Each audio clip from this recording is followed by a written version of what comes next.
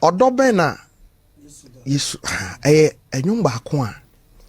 a obia uboni din a ye wonwum bi wo ho a ero na wode tag ne se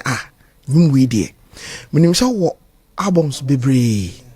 wo nwum bebre but odobena Yesu do no ayedwum baako a se epeja wo dodo bibi wo ayinta sem bi wo mana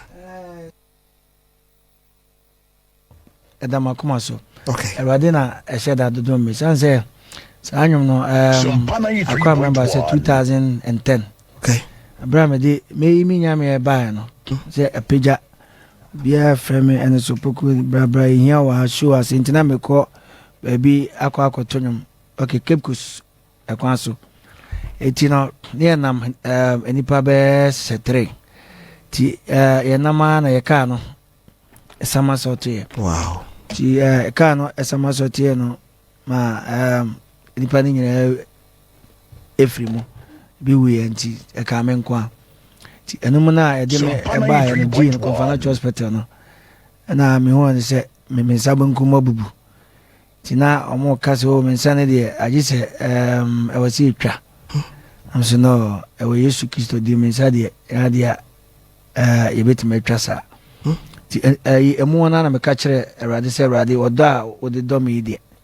e ma me nsane twa nti mu na sa anwo ne ba won se me no adoma chede a erade de ama me ne se enwom na ya na me ntworo minya epija meni e ka kire erade se erade ebra sofa enwom bra na enwom na kasaba ni time erade nyankopon na manwom okay tino erade na dis anwom ne bra mentime abra me boss ampa no enwom na kasa no eba ni time se odobe na Yesu odi domi erade ahwe me boni sanse nyankopon hwe me boni so anka okumi sada na ka no esama so to me nkase nkofo a omufiri mu no sebi obi a erade no ne ma ya dom okay na nyame ma me tenase ne timensi nyame pese de me ye niema bia edame ni ma e wose me ye okay tina erade ma me tenase ni it's a true accident ni mu and as our track no e bai okay do be na iti se on se ade bia efiri erade bia no ampa no e ba twa se be na djuma erade se me se on soma na sem kwa okay yise e ba de be ye de ye se ye enti no wo he sanyum ni ma ho den de we ni pasi te sanyum na ewura wo mojitum no let it means ne fi nyankopon che fi so okay nti sanyum ne de ye erade ne fam so de bae nti bae no so no ekuta ne tumi impact anyum na pagya no edo so bebre okay biti no so obiti sanyum yese ensencheni adanse bebre nti sanyum ne de erade ne de echemen nam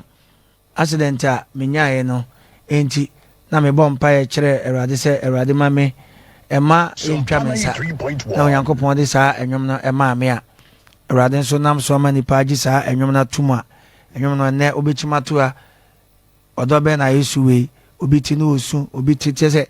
erade nam enwom no so make impact bebre ama enwom no akọ akire bebe nti se obisa me amenu atofe erade na de saa enwom ne ma me a onam so de ayi nhira ma ne ma erade nso nhira was already so shall me that say on say anyo buy no wona nyame nam so bo nyom no promoting like wo de ja o ye me ni ankasa yes wona nyame nam so promoting nyom no agidin okay yes woni afoforo onua mo presenters yeah nyame nam so promoting nyom di ntem ka say erade so nhira yes because nyom we there I make impact yeah okay akwasi yenhwe jani no sign na hyase on say etoda kwan obi fa so o wadoma chede nanso ba bi kura ofiri no ene ba bi a o hyase no obi adaroma because 20 years journey no enough na eduru say ya aya ye kai wo mo a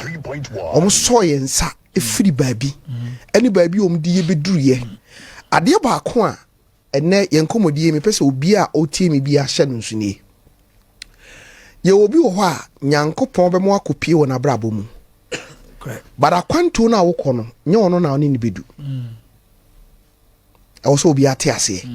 ndi etoda kura uti anyi ya wakoduru ba bi na obi kura ball ko adu say obi ye boni ayefo obi ye sei ha timpese sa de ye te ase say journey no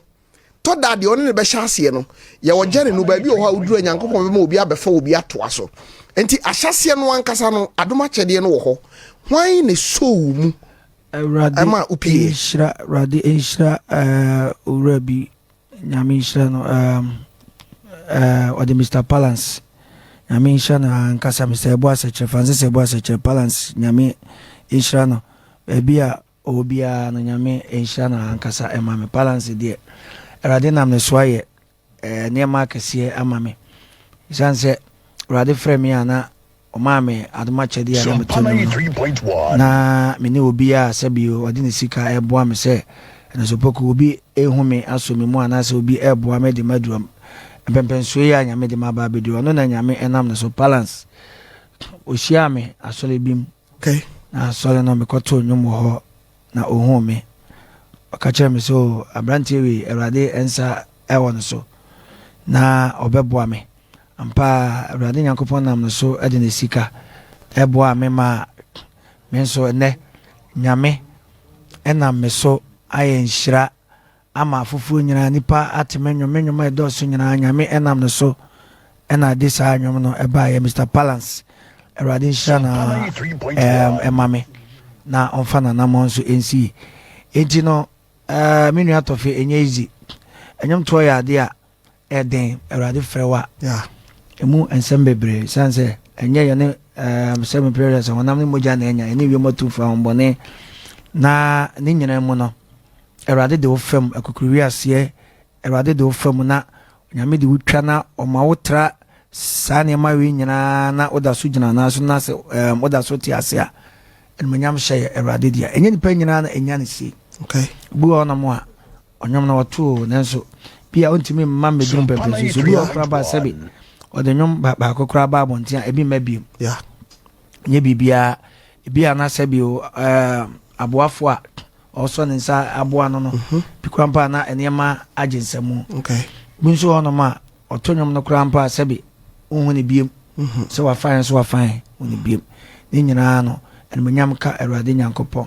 enti no Mr. Eboa Seche Palance die okay I mean shrano ena presenters on say enyom de ebeba de tofia kwase ukuta sika kra no enon kwa ntimi enye bibia tofia kwa okay sika no ntimi enye bibia me kai se menu atofi me de menyo foforo ba na tofia kwa menim producer eba o Palance ba na okaze oh me de enye sika no kra na hia me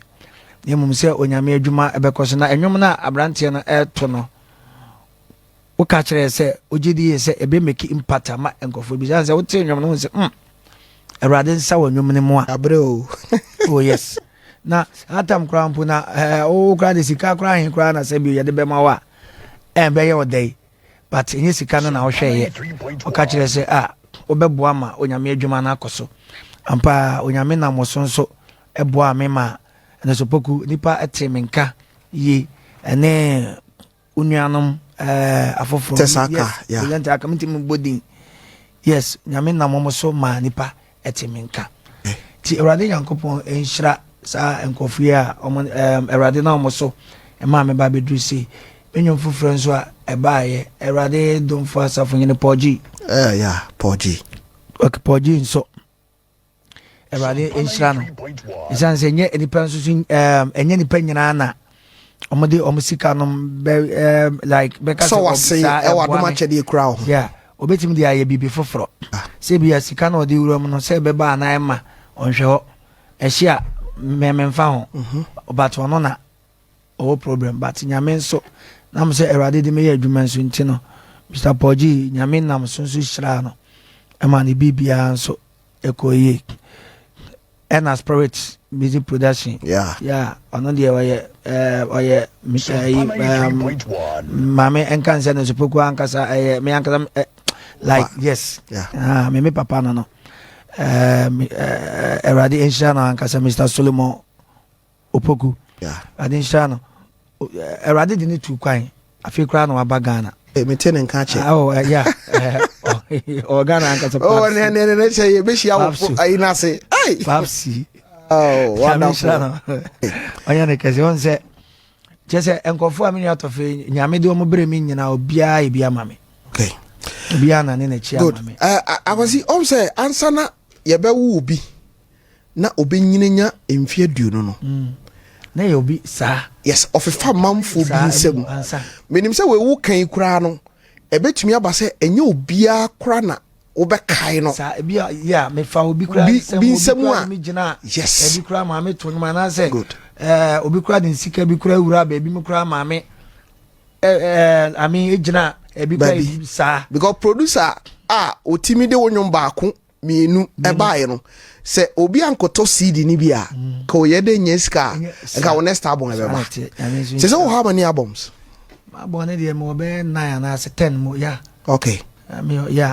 album be se makoma ko 10 ansana obi omanfo a oman future ya ore enwwe de mame nkonkuti enwwe mra me ba ye beto aso de nkomo ene stopoku ena me ne no ebo nkomo ewo dimfie aduonu a oba bedi ye beba bedi hu nkomo ba na mpesa wo hwe jani no se de esitie ena form enti se obi eka se madi emfie aduonu na me pese me hyenya nkopon animunyamo a enya hote enye nani bi na age keke ana sika bi ena enestopoku epese o pesika bi nti ena mfie aduonu mi di ne keke o hwe jani no a adwumwe wo de tie waka ho asem bare me pese wutie